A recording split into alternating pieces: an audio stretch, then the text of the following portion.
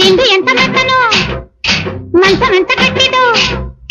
చుక్కలంక చూసుకుంటూ చక్క పెట్టుకుందాము ఆకలేసి గత్తికేసి అందమంటూ వచ్చాను రావే రావే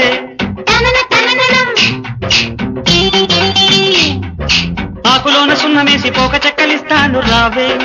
రావే